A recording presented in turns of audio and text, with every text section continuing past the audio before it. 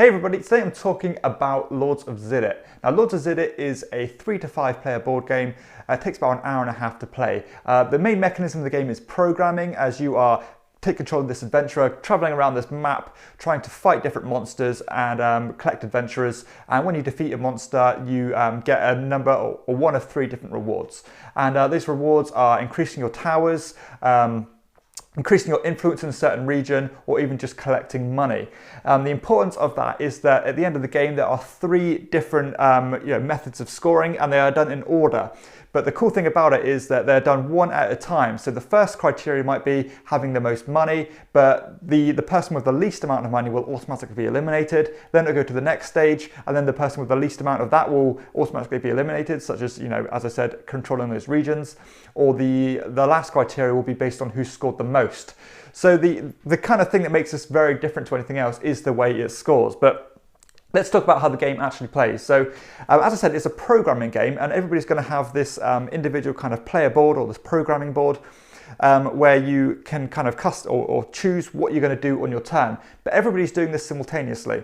And once everybody's settled with what they've chosen, they'll flip them and they'll be resolved in player order. So the kind of actions you can choose are to travel along certain colours of road, maybe pick up different adventurers from these locations, and or fight monsters, or even just sit there and do nothing. And the importance of that is so important because obviously you're all sharing this board, and if players get certain places before you and you could get there after, then you might be kind of shut out of doing what you wanted to do, and it'll throw your whole rhythm off and pretty much ruin your whole turn. So you've got to really factor in on what you think other players are going to do on their turn and try to compensate for that. That does work really well. I generally do like programming games, and this one it does really shine. And it does make a huge difference. It's a huge bonus as well that you can see kind of future upcoming tiles, so you can maybe compensate for, if someone's going to get into a certain tile before you are, you can see where the next one's going to come out so that you can kind of maneuver to go to that one instead. So the kind of different places you're going to are these kind of pods where you pick up these new adventurers. The adventurers kind of scale in their, in their power basically. So you've got your kind of orange ones, which are the weakest, all the way up to your purple ones, which are the most powerful. And obviously the more powerful adventurers you have, you can fight more powerful monsters and get bigger rewards. I like the way that, by getting into certain spaces first, not only do you probably secure getting a hero to your collection, but you could actually kind of ruin yourself if you get there a bit after, because you might get a chance of getting a stronger worker, but you could also get a chance of getting nothing at all. So you've got to factor in that as well. Sometimes you'll think that some person's going to do something, you're sure someone's going to do something, but they probably think the same about you, and you end up doing the same thing and both getting nothing, or something like that. So there's a lot of things you've got to factor in on each turn. I said the different things you have to score on are quite interesting because all the information some of the information is hidden because you have player screens. So as you're collecting money, for example, you don't know how much other people have got. The way you control the different regions is quite interesting as well, because you place these tokens down on this stack, but you can't you can't have a look through the stack to see who's winning the majorities. And furthermore, there's also this central location where you can't see what's going on at all because it's undercover, but alternatively you get more points for investing there. So it's quite interesting. The area control does shine quite nicely, and that tension of, I want to do well enough not to be bottom here, but I don't want to invest too much because then I'm going to have to sacrifice the other scoring, which could also get me knocked out. So you've got to just scrape through the first 2 rounds in order to win the 3rd round. And that tension is quite palpable, and I do quite enjoy it, although it is, as I said, it is quite tense. So yeah, that's basically going to be the flow of the game. Obviously, you've got the factoring in of what other people are going to do. There's a bit of frustration at times, but that's all part of the fun.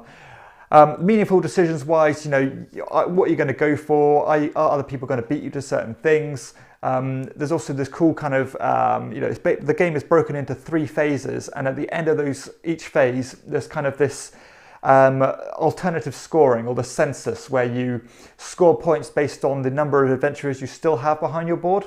And that can be quite useful because it's another kind of decision to factor in whether you're going to keep hold of things or just spend them straight away in order to fight those monsters.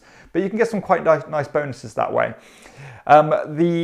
The balance of the game is very nice. I think all the monsters are quite proportionate in what they reward, in comparison to what you spent on them. So that's quite nice. Some of them might have, bigger rewards. They might give you like a hell of a lot of money, but only give you a couple of towers you can put down, or vice versa. So you've got to factor in which monsters you're going to go for. Mechanisms wise are very, very smooth. I do like the way the programming board works. They're very, very functional, and the board itself is nice and clean, and you can just see the way all the roads work together and which routes, or you can plan your routes quite nicely. The game takes about an hour and a half to play. I think maybe the more you play it, you can shave time off that. I think the last time we played this, we got it done in quite a bit shorter than that. But I think maybe for your first couple of games, it'll probably take around the hour and a half mark. Scalability wise, I would say you want to play this at 4 players. I wouldn't really suggest playing it on less than that. So it is that sweet spot for the player count. Uptime is very good. Because I said everybody's programming at the same time. Sometimes you do have to kind of wait, obviously it's a higher player count game. You've got to wait for your turn to go around where you just might happen to move a road or something. So that can be a bit of a drag sometimes when you're programming your moves and you just want to just get on with it. But, because of the way the programming works, you do have to do it quite methodically. Replayability wise, there is a bit of variation there because the scoring will come out in different order. So sometime it might go coins, towers, control, then it might be control, towers, coins. So every kind of game you can shuffle up these scoring criteria. Interaction is nice and solid because I said the programming or the urgency to get to spaces is there, and you're always competing with the other players. And component quality is actually really good. This game is dirt cheap here in the UK. I don't know if it's the same in the US, but I think you can get this for about £10, and you get about 100 different miniatures with it, although they are very small and cheap. But the cardboard stock is nice, the board is nice, the artwork is really polished, and production-wise, you would not say this game costs £10. You would say it's at least, it's say £30. So value-wise, I think it's exceptional. The theme is a nice fantasy theme, nothing out of the ordinary, but it works well. And the setup and teardown time is okay. I would kind of say the pieces are quite fiddly as you put these different adventure pods down. You have to stand the different kind of the different miniatures up one by one, and they are quite fiddly. You'll knock them over, and it can be a bit tedious at times when you finish a pod and a new one comes out, and you have to stack all the workers up again. It just breaks play a little bit, and it does get a little bit, as I said, fiddly and frustrating. But again, I'm nitpicking there, but it is something that I did notice. So overall, I think this is quite a pleasant game. I did enjoy both my plays of this one.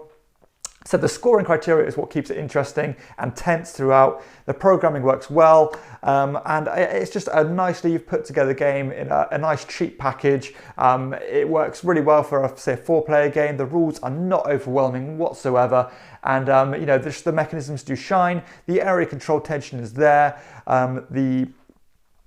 Just that factor of not wanting to be the least on those 2 criteria before wanting the most of the last scoring criteria is just nice. The hidden information behind the screens keep you engaged. Sometimes you might be able to say, I know for a fact I'm losing this one, so I'm automatically going to lose. And that can happen quite a bit before the end of the game. So maybe the last third of your game can be a bit void because you're going to get eliminated on those first 2 rounds. But the game is not too long for that to be a massive issue. But yeah, overall, this is a good game. I would happily play it again. I had a good time on my couple of plays. And yeah, I think a lot of people are going to enjoy this one, and check it out. So that's the Lords of Xidit. If you have enjoyed this review, please hit like and subscribe to my channel and check out my other videos too. For everyone else, I'll see you next time on Chairman of the Board. Bye.